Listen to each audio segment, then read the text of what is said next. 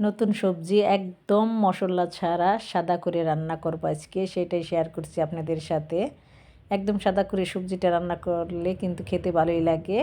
আসসালামু আলাইকুম, চলে আসলাম রকমারি পাকের ঘর থেকে। সবাইকে আমন্ত্রণ। এই যে আজকে নতুন সবজিগুলি কেটে ভালো করে ধুয়ে নিয়েছি।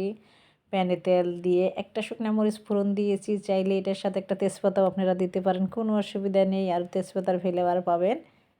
তারপর বেশ কিছু রসুন কুচি দিয়েছি, একটু মোটা করে দিয়েছি, একটু মোটা করে দিতে চেষ্টা করবেন। পেঁয়াজটাও কিন্তু একটু মোটা করে দিয়েছি। মরিচটা একটু লাল হয়ে যাওয়ার পর কিন্তু আমি রসুন পেঁয়াজ এগুলি দিয়ে দিলাম। আর এইভাবে কিন্তু সবজিটা খেতে রুটির সাথে খুবই মজার হয়। আর যাদের হার্টের সমস্যা আছে তাদের কিন্তু খুবই উপকারী। তাদের কিন্তু সবসময় ডাক্তারের হালকা হলুদ মশলায় খেতে বলে। এভাবে রান্না করে কিন্তু তাদের জন্য আলাদা করে রেখে দিতে পারেন আপনি। তারপর 1 চা চামচ আদা রসুন বাটা দিয়েছি। আমি কিন্তু কাটাও দিয়ে দিচ্ছি, আবার বাটাও দিচ্ছি। আর আদা রসুন বাটাটা দিলে খেতে বেশি ভালো লাগে, স্বাদ বেশি হয়। তারপরে যে একটু নেড়ে নিচ্ছি, একটু নেড়ে নেবেন যাতে আদা রসুনের গন্ধটা না থাকে। এরকম করে একটু নেড়ে নিচ্ছি, দেখতেই পাচ্ছেন। আশা করি আপনাদের উপকারে আসবে। আপনাদের উপকারে আসলেই আমার সার্থক।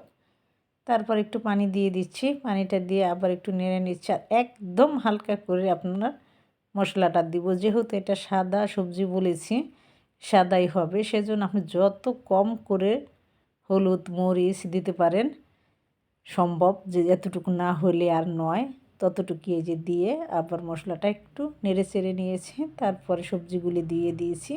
আর সবজিগুলো কিন্তু ভালো করে ধুয়ে নেবেন যাতে বালু না থাকে। এখানে আমি কপি নিয়েছি, তারপর হলো আলু আছে, পটল আছে, সিম আছে। আপনার ঘরে যদি আরও অন্য কোনো সবজি থাকে সেটাও দিতে পারেন, কোনো অসুবিধা নাই। পরিমাণ মতো একটু লবণ দিয়ে দিচ্ছি। লবণটা দিয়ে নেড়ে নিচ্ছি, নিয়ে কিছুক্ষণের জন্য রেখে দিব। আর এটা কিন্তু পানি দিতে হবে না, এমনিই সিদ্ধ হয়ে যাবে। আর এখন কিন্তু মাত্র কপিগুলি উঠতেছে বাজারে, তবে কপিটা কিন্তু একদম তেমন একটা নরম ছিল না, একটু শক্ত টাইপেরই, কারণ মাত্র শুরু হয়েছে ওঠা। তাই তাই এই যে আমি এভাবে নেড়ে দিলাম, এই যে নেড়ে নিচ্ছি। নেড়ে দিয়ে কিছুক্ষণের জন্য ডেকে দিবেন। এটা কিন্তু আপনি পরোটা দিয়ে নান দিয়েও খেতে খুবই ভালো লাগে, ভাতের সাথেও খেতে পারেন আপনি, কোনো অসুবিধা নেই।